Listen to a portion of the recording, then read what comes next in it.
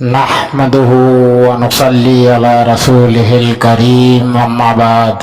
أعوذ بالله من الشيطان الرجيم بسم الله الرحمن الرحيم لا إله إلا الله محمد رسول اللہ۔ ہم نے کلمہ طیبہ پڑھا ہے، ہم مسلمان ہیں، لیکن صرف اتنا ہی کافی نہیں ہے۔ ہم اگر جھوٹ چال مکر فریب دھوکہ دغا اگر نہیں چھوڑیں گے تو ہم اسلام میں شامل نہیں بلکہ یہودیت میں شامل کہلائیں گے، کیونکہ جھوٹ چال مکر فریب دھوکہ دغا اسلام کا حصہ نہیں ہے، یہ یہودیت کا حصہ ہے۔ اور کہ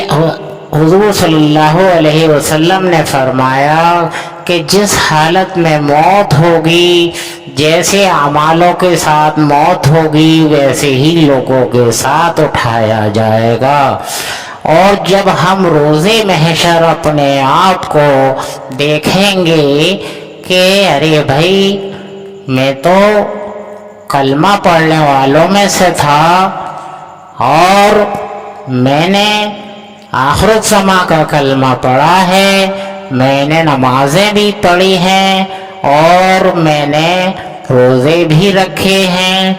اور دنیا میں نے زکوٰۃ بھی دی ہے اور میں نے دنیا میں حج بھی کیا ہے، پھر بھی یہاں روز محشر میں مسلمانوں کے ساتھ، ایمان والوں کے ساتھ نہیں ہوں۔ یہ تو قوم یہودیت کے لوگ معلوم ہوتے ہیں۔ لہذا یہ ہے کہ اللہ تعالیٰ نے تمام نبیوں پیغمبروں کو بھیج کر آخر میں قرآن پاک میں تمام احکامات ہم کو سجھا دیے، بتا دیے، سمجھا دیے، خوب ڈھنگ سے سمجھایا ہے۔ حضور صلی اللہ علیہ وسلم نے چل چل کے دکھایا ہے، اور حضور صلی اللہ علیہ وسلم نے بڑے پیار سے ہم کو سمجھایا، سکھایا، بتلایا، اور کبھی آپ کو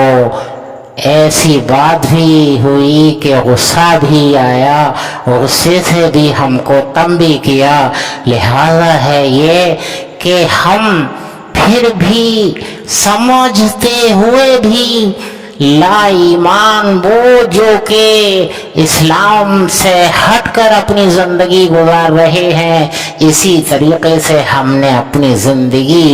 کو اگر گزارا ہے تو خاتمہ بالخیر نہیں ہوا ہمارا۔ جیسے ہمارے اعمال تھے ویسے ہی لوگوں کے ساتھ ہم روز محشر میں کھڑے ہوں گے۔ اللہ تعالیٰ اپنی خاص رحمت سے ہم کو وہ عمل عطا فرمائے جو اللہ کے پسندیدہ ہیں، لیکن وہ پسندیدہ اللہ کے اعمال یا حضور صلی اللہ علیہ وسلم کے اعمال ہمارے اندر جب آئیں گے، جب ہم اللہ سے اور اللہ کے رسول سے بے پناہ محبت کریں گے، رزقاً حلالاً طیباً اگر ہم کھائیں گے، ہم یہاں تک کہ رزق حلال تو کما لیتے ہیں لیکن اس کو طیباً نہیں کر پاتے ہیں۔ طیباً سے مراد یہ ہے کہ جس کا حق بنتا ہے ہم اس کا حق ادا نہ کرتے ہوئے ہم اس کا حق بھی کھا جاتے ہیں اور بڑی محنت سے کماتے ہیں، حلال تو کما لیتے ہیں۔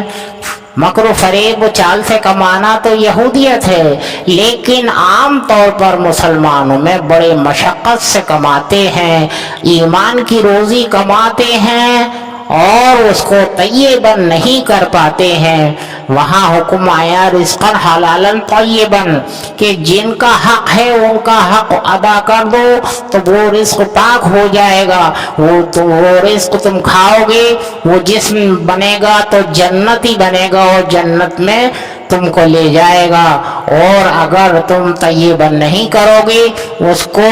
پاک نہیں کرو گے، تو لہذا غلیظ خون، گندا خون بنے گا اور وہ جہنم میں لے جائے گا، کیونکہ بخل، اس میں بخل کی بو آ رہی ہے، حق ادا نہیں کر رہے ہو، ایک ایک پیسے پہ مر رہے ہو جی، ایک ایک پیسے سے بہت الفت ہے۔ وہاں تو فرمایا کہ 8 چیزوں میں اگر اللہ کے رسول کی محبت پر غالب اگر کوئی ایک چیز بھی آ گئی تو سمجھ لو کہ جہنم۔ تو لہذا ہے یہ کہ اگر ہمیں جہنم سے بچنا ہے تو ہمیں بخل سے بچنا ہوگا، حق اپنی کمائی میں سے ادا کرنا ہوگا، تبھی ہم جنت میں جانے والوں میں سے بنیں گے، ورنہ ہم حلال کماتے ہوئے بھی جی، لہذا ہے یہ کہ ہم کفر میں شامل ہو جائیں گے۔ ان الذین کفروا من اہل الکتاب، اہل کتاب ہوتے ہوئے رات دن قرآن پاک کو پڑھ رہے ہیں، اس کے باوجود ہم ان الذین کفروا من اہل الکتاب والمشرکین فی نار جہنم خالدین فیہا اولئک ہم شر البریہ، کہ ہم جہنم کے شر میں رہیں گے اور حلال کماتے ہوئے بھی، اور وہ تو بالکل یہودیت ہی ہے، مکر چل چال، فریب، دھوکہ دغا۔ لہٰذا یہ ہے کہ اللہ تعالیٰ کہنے سننے سے زیادہ ہمیں اعمال جامع کی توفیق عطا فرمائے، اللہ کے احکاموں پر، حضور صلی اللہ علیہ وسلم کے طریقے پر ہماری زندگی گزرے اور ایمان پر خاتمہ ہو۔ وآخر دعوانا ان الحمدللہ رب العالمین برحمتک یا ارحم الراحمین بحق لا الہ الا اللہ محمد رسول اللہ۔